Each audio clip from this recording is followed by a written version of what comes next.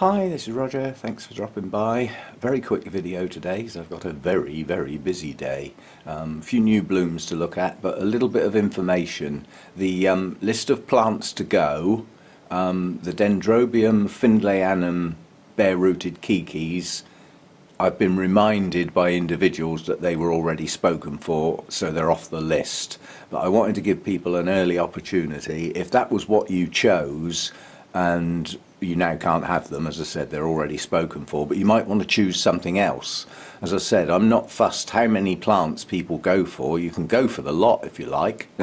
You might not get any of them, you know, it's going to be a draw, but at the end of the day, the more you put in for, the more chance you've got of getting something. So that's that bit out the way, just a bit of info. Right, blooms, quickie. My Sarcochilus is opening up nicely, and now that I can actually see the blooms, I'm relatively impressed. They're quite attractive. Small, but perfectly formed. Yeah, I quite like that. I'm not going to rush out and buy lots more, but nonetheless, having one and getting it to bloom on such a small plant, I'm pleased. Now, these should grow little plantlets, and they should form into a little clump, but you know, it's taken a while to get going. Basically, it didn't have very good roots when I got it. It probably hasn't got very good roots now, but at least it's produced a spike and is coming on. The little white Dendrobium no-ID phalaenopsis type is opening.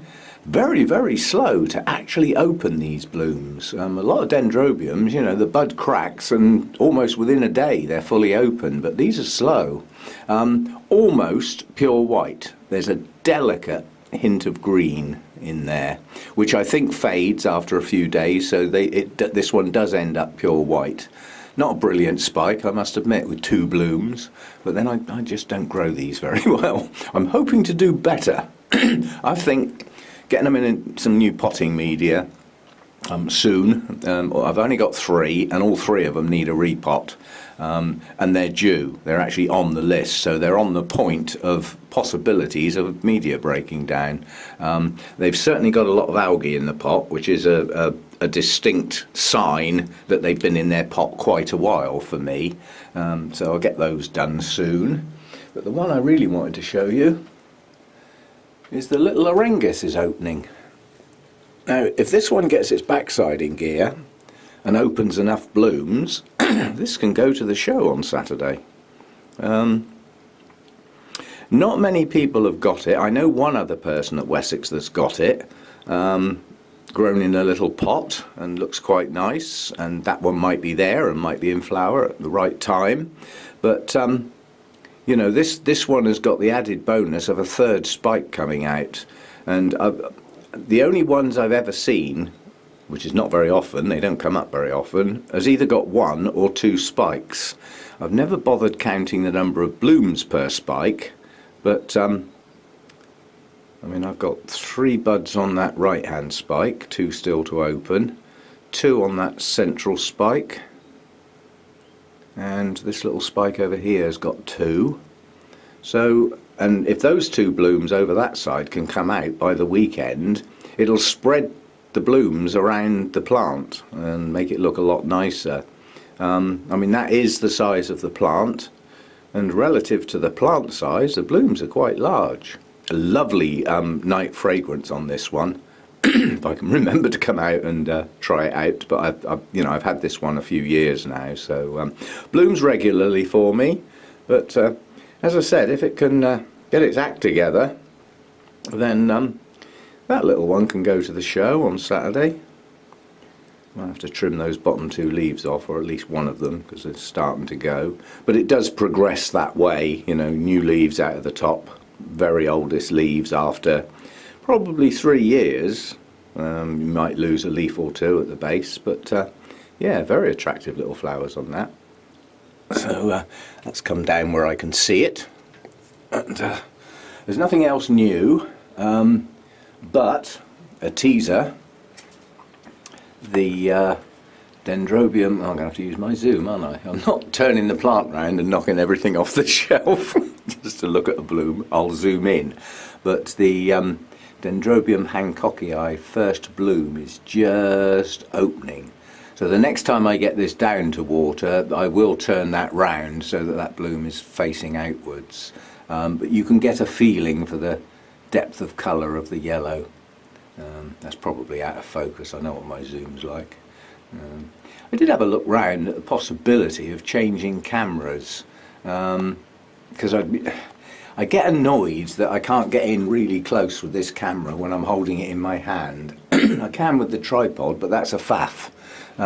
But it would be nice. I mean, I see other people's videos where, you know, they've got a nice bloom like this and they go like that and it's still sharp. Actually, that looks still sharp, and that's only a few inches away. But this one does have a habit of blurring if I get too close, you know, like that. Because those are quite small blooms, it would be nice to be able to get there and still be in focus, and nice and sharp.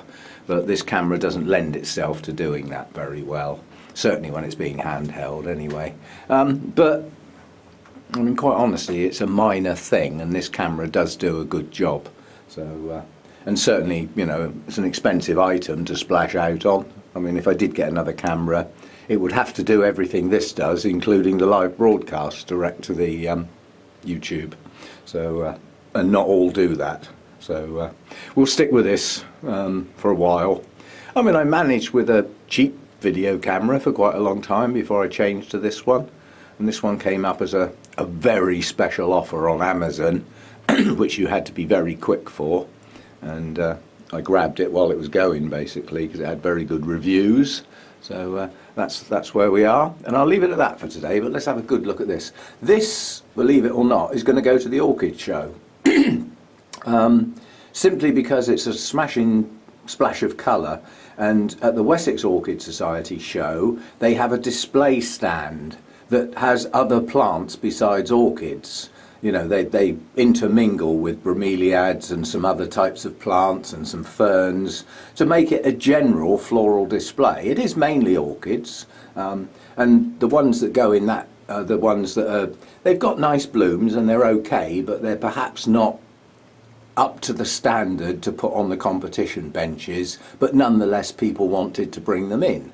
So I might, seriously might take that in, although it would be a bit of a faff getting that flipping monster in the car.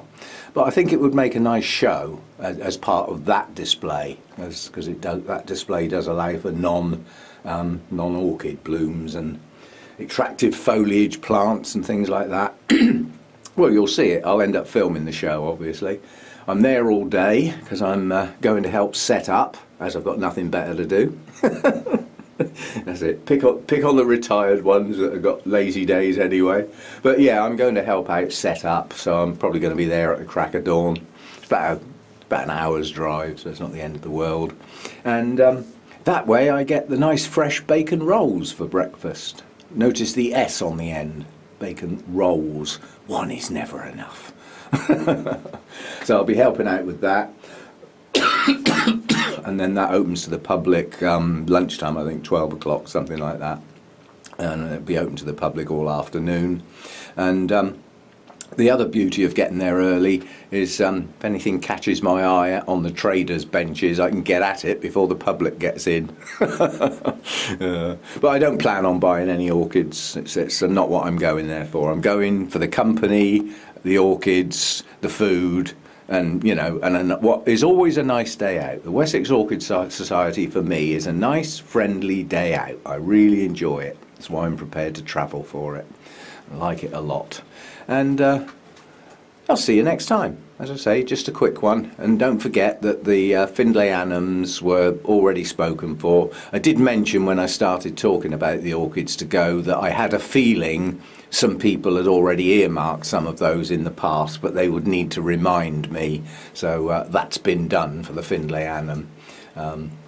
And the White Vanda was promised. So yeah, the others are still on the list. I mean, the Findlayanum may produce some more kikis this year, and I can start some more going. But I'd prefer it to produce blooms, personally, being very selfish. But yeah, I would prefer blooms. But for anyone who was after the Findlayanum,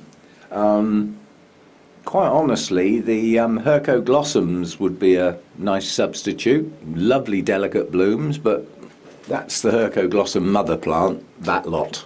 so it does grow quite large. And obviously the chryseum, which is the one that starts up there and ends up down here, if you've got room, then that's a nice one. That does have attractive blooms, although I haven't seen them yet. There's a lot of kikis to come off of that. Anyway, have a think. You've got till 6 o'clock on Wednesday evening, at which point I'll close it off and sit on the computer with the video camera and a glass of wine and sort out who's getting what. And then I'll do my best to get things in the post as fast as possible once people let me know where I'm posting to, obviously. And a subtle reminder, EU countries only, I'm afraid. That's, as I said, I don't make the rules, but the paperwork and the expense of posting to other countries is very high.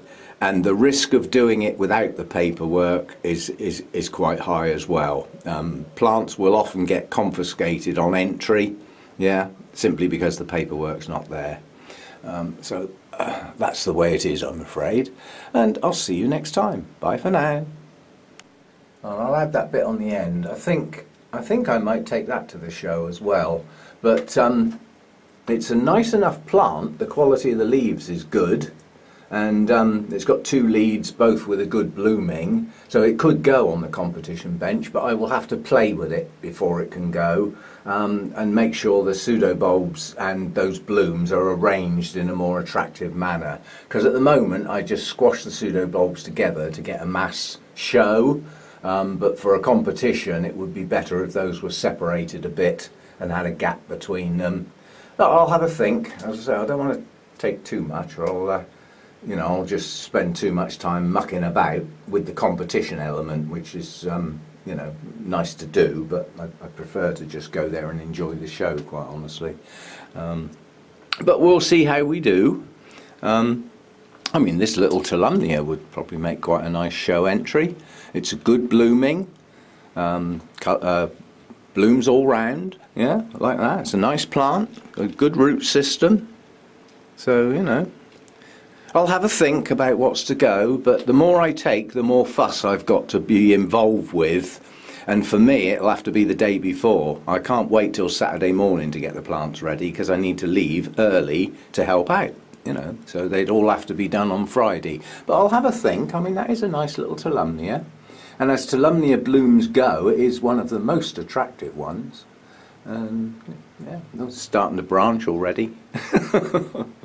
Don't cut your Tolumnia spikes. I mean, if you look at this one, the main spike died back, and then it branched out, yeah, and this branch is branching again, yeah, so, don't come off. They may branch, some don't. I mean, this one over here that's opened up, that's not a strong plant. I mean, that's blooming off a very, very small fan with virtually no roots. So I would class that as a struggling spike. And as a consequence, it may not branch. But most of the Tolumnias I have, my species doesn't branch, but most of the others do.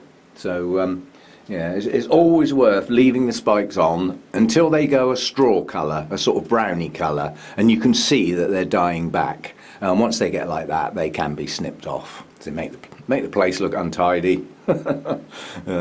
Right, see you next time. Bye for now.